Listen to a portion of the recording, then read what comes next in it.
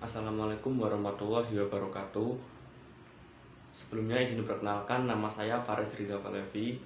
NIM saya B11-2022.07949. Saya dari Prodi Manajemen kelas 1.5. Pada kesempatan kali ini, saya akan menyebutkan dan menjelaskan mengenai beberapa contoh aplikasi teknologi apa aja sih yang ada di lingkungan masyarakat yang bisa kita terapkan dalam kehidupan sehari-hari. Nah, oke, yang pertama kita menuju ke bidang education atau pendidikan. Banyak sekali aplikasi komputer di bidang pendidikan. Mungkin saya akan memberikan sedikit contoh saja dari sekian banyaknya aplikasi tersebut. Sebagai mahasiswa Udinus, tentu kita tidak asing dong dengan website Siadin. Nah, Siadin ini adalah sebuah website resmi yang dimiliki oleh Udinus yang di dalamnya terdapat berbagai fitur yang bisa digunakan mahasiswa selama masa ideal kuliahnya. By the way, Siadin ini bisa saya katakan belum 100% sempurna atau masih versi beta karena masih banyak kendala dalam pengaplikasiannya. Tetapi saya sangat mengapresiasi karena Siadin sudah sangat membantu mahasiswa dalam urusan akademiknya. Kita lanjut nih yang kedua, di bidang finance atau keuangan. Kalau saya pribadi, saya biasa menggunakan Shopify. Ya, walau sebenarnya ini masih bagian dari Shopee, namun saya sering menggunakannya. Jadi Shopify ini adalah sebuah fitur atau fasilitas bagi pengguna aplikasi Shopee, di mana kita dapat melakukan banyak aktivitas keuangan, seperti pembayaran belanja di Shopee dengan menggunakan banyak diskon apabila kita menggunakan Shopify. Di samping itu, Shopify juga bisa dipakai buat metode pembayaran ke bank ATM tanpa potongan biaya. Wah, sudah seperti ATM bersama aja untuk. Oke, kita lanjut yang ketiga, khususnya bidang government atau pemerintahan. Sebagai warga Jawa Tengah, kali ini saya akan mengambil contoh dari aplikasi bernama Laporgub Pemerintah. Ini merupakan sebuah aplikasi yang berisikan keluhan dan kritikan dari masyarakat Jawa Tengah kepada Gubernur Ganjar Pranowo yang nantinya akan diberikan jawaban oleh admin. Saya pernah menggunakan aplikasi ini ketika saya kesulitan dalam membuat surat SKCK di Polres.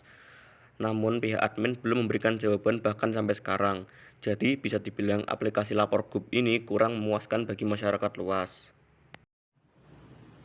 Yang keempat, kali ini ada bidang healthcare atau bidang kesehatan. Pada kali ini saya memberikan contoh aplikasi Peduli Lindungi.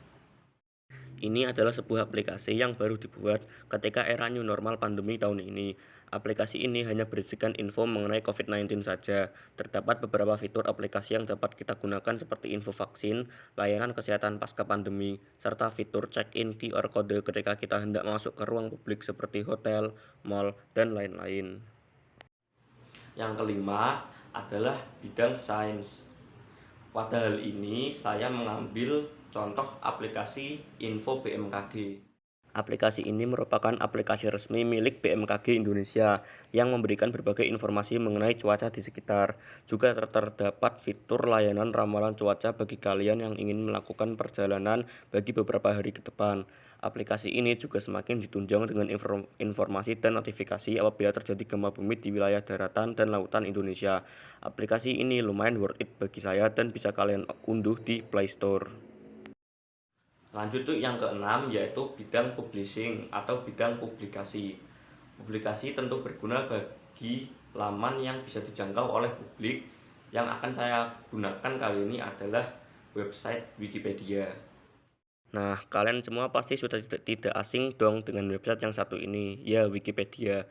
Wikipedia merupakan website yang berisikan mengenai data-data hal penting di dunia ini yang bersifat publikasi, umum, lengkap, dan luas.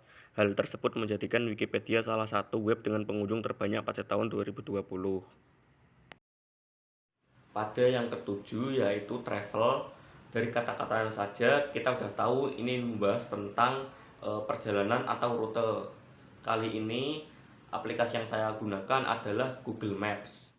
Google Maps merupakan sebuah aplikasi di bawah naungan Google yang berkaitan mengenai peta dan rute-rute. Terdapat banyak sekali fitur di dalamnya yang bisa kita gunakan dalam kehidupan sehari-hari. Salah satunya adalah mencari rute jalan terdekat. Google Maps ini merupakan aplikasi yang sangat sering saya gunakan ketika saya hendak bepergian ke tempat yang asing bagi saya. Dan yang terakhir, kedelapan adalah bidang manufacturing atau manufaktur. Bidang ini membahas lebih rinci lagi khususnya pada pekerjaan-pekerjaan kita. Contoh yang saya gunakan kali ini adalah pekerjaan yang mengenai tentang UMKM, dan aplikasi yang akan saya gunakan adalah aplikasi buku kas. Ini merupakan sebuah aplikasi khususnya bagi para pemilik UMKM agar dapat mengelola usahanya dengan mudah, cukup menggunakan handphone saja. Mulai dari pendapatan, laba, keuntungan, pengeluaran, dan lain-lain yang berkaitan dengan kelangsungan usaha dapat dikonversikan dalam bentuk catatan di aplikasi buku kas ini. Oke, mungkin cukup sekian informasi yang dapat saya sampaikan pada kesempatan kali ini. Apabila saya ada salah kata, mohon dapat dimaafkan. Terima kasih banyak atas partisipasinya. Dan akhir kata saya akhiri, wassalamualaikum warahmatullahi wabarakatuh.